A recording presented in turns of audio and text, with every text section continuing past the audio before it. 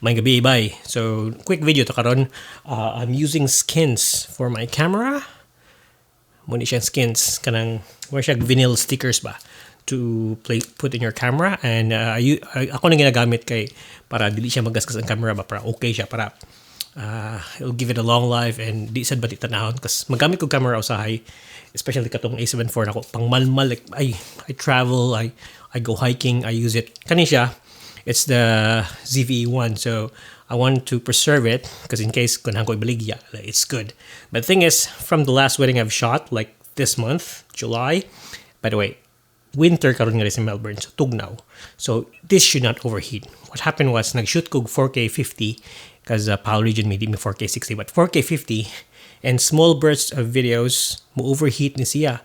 So yun ko nga, pisti, pati yan yung cameraha. So I plan to sell this camera, but then I realized that maybe it's the skin. So nakathink ko, way back, nagamit ko ganang sa akong A1, which is this one. Ang usan ako ka A1 kay wala skin, kanina is skin. And I shot a wedding. It was a long wedding ceremony. It was around an hour and a half. So taas ko siyang wedding at 4K 60. I think happy to 2 hours. Ni overheat siya. Pero ang usa ka camera wala. So I was wondering, basin tuod sa skin, no? And then usa na mo ka colleague, kauban sa namo sa grupo, nagsunod na ako, nagbutang siya skin sa iyang A7 IV, and every time na mag-shoot siya video, mo-overheat na sad. So yeah, we just figured out, like, yeah, it's in plain sight na ang kaning skins would make your camera overheat if you're shooting at 4K 50 or high frame rates, and especially kung yung camera is prone to overheating, just like this camera here. This is the ZVE1, so prone to overheating siya, especially magamit kag 4K. So yeah, if you're using it for long videos and 4K 50, 4K 60, advise you kuha ang skin.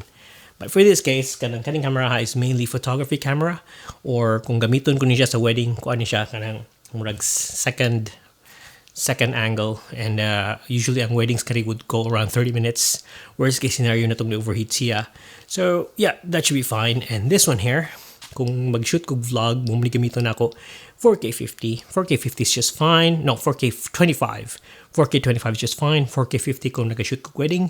So yeah, I doubt if I'm gonna use this on a lot of weddings. Ako ning tangtangon ang skin kasi mo ni maka-overheat, mo ni makapadag buisit sa pag-shoot. But other than that, yeah, just be mindful if you're gonna put skins on your camera.